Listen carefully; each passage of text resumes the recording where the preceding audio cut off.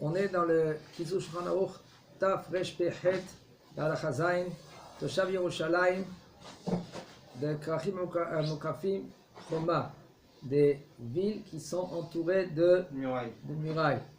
Maintenant, un qui est à Jérusalem. Il habite à Jérusalem. Et il va à Tel Aviv. Il est le 14, il va être le 14 matin à Tel Aviv. C'est-à-dire il a été déjà le soir. Ou même si maintenant il était avant l'aube. Cette année, une demi-heure avant l'aube, il est arrivé à Jérusalem, à Tel Aviv. Il doit faire tout de suite la Megillah de 14 de Tel Aviv. Il doit faire tout Purim à Tel Aviv le 14. וכבר מערב י"ד צריך לקרוא את המגילה, וכשיודע שדעתו להיות שם בשעת עמוד השחר, puisque maintenant il sait que lui va être là-bas à Jérusalem, le 14. Ouais, mais il doit revenir en même temps. Puisque maintenant il va être le 14, excusez-moi, à Tel Aviv. Il va être le 14 à Tel Aviv. Alors, qu'est-ce qu'il doit faire? Tu fais Purim à Tel Aviv. Même si maintenant tu as l'intention de revenir à Jérusalem après l'aube. Tu es resté voir ta mère. Tu as dit, tu es resté là-bas à 8 heures, tu dois faire Purim de Tel Aviv. Tous les mitzvot. Mishloach, Manot, Mikra, Megillah, Matnot, Laevionim. De faire la Seuda aussi. D'accord? Et Zéou, Shenamdou, Bagmara, de Parous Ben Yomo, Nika Parous, comme on a étudié dans la Gemara, que dans la Gemara c'est écrit Parous Ben Yomo, Nika Parous, Kshearzor, le Iro, Birushalayim, Belel, Tedvav, Nirleku, Aposkim, Imhmehuyav, Lekayem, Shuv et Mitzvot, Apurim, Olo. Et quand il va revenir à Jérusalem,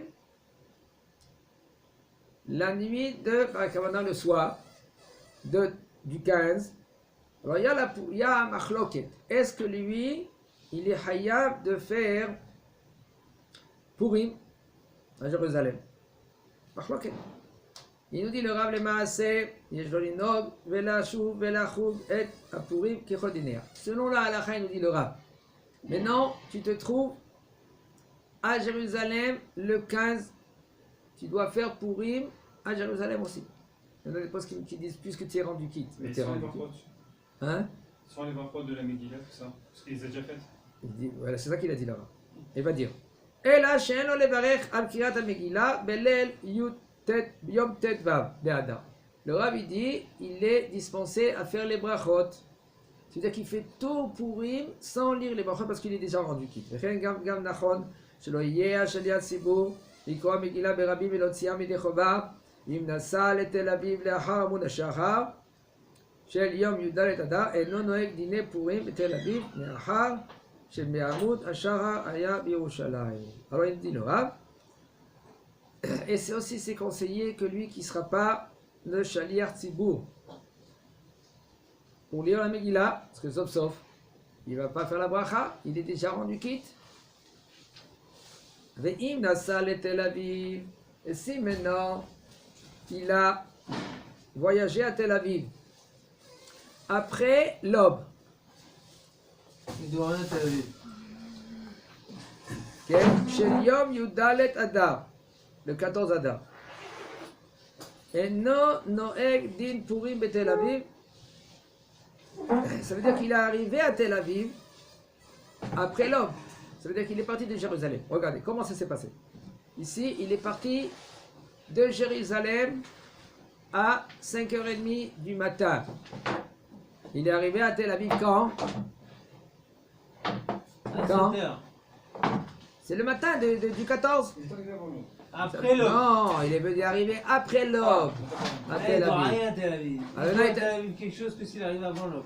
Voilà. Quand est-ce qu'il est hayab à Tel Aviv? Seulement s'il arrive avant l'aube. Puisqu'il est arrivé après l'aube, alors là, il n'est pas tout. Donc il fera plus de Purim par rapport à l'autre. Alors attends. Pour l'instant, il est à Tel Aviv.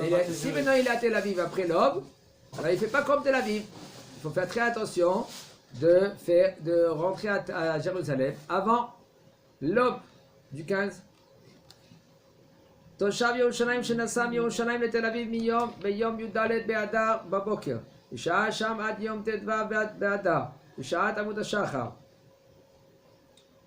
נפטר לגמרי מן החוג את הפורים בכלל, שהרי ביום י"ד אדר בעמוד השחר היה בירושלים, וביום ט"ו אדר בעמוד השחר היה בתל אביב, ולכן נפטר בכל מצוות היום.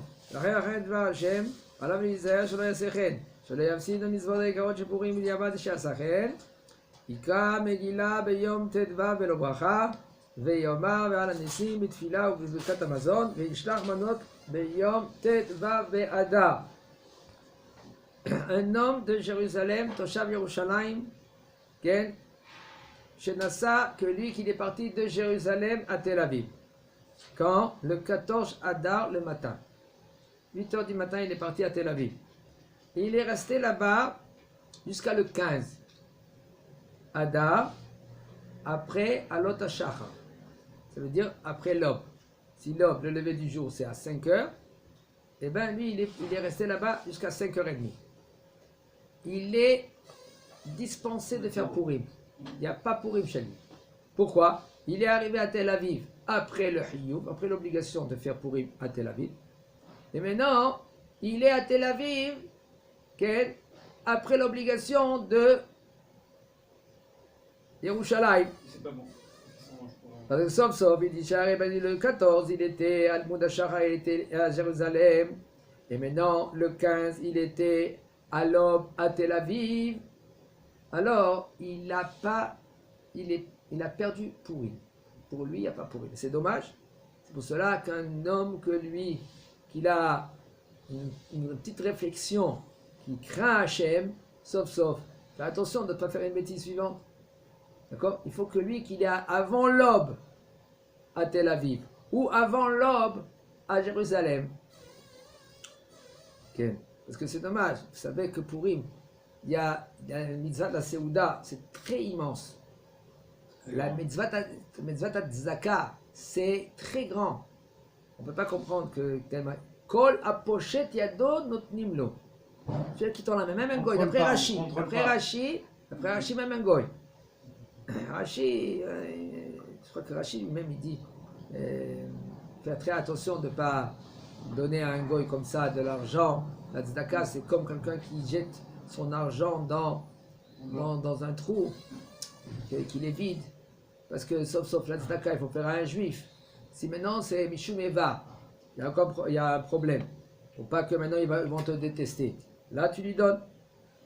Okay. Mais en temps normal, on peut donner. En temps normal, c'est mieux que tu donnes à un juif. C'est mieux. C'est mieux que Si on va dans la rue, c'est en hiver, on est à Paris, il fait froid et on voit un goy qui est par terre. Des fois oui. On le laisse et on avance. Non, Ouais, j'ai pas On dit lui ça. donne, voilà. Pas dit ça. Qu'il soit juif ou non juif, c'est important de faire la Ok.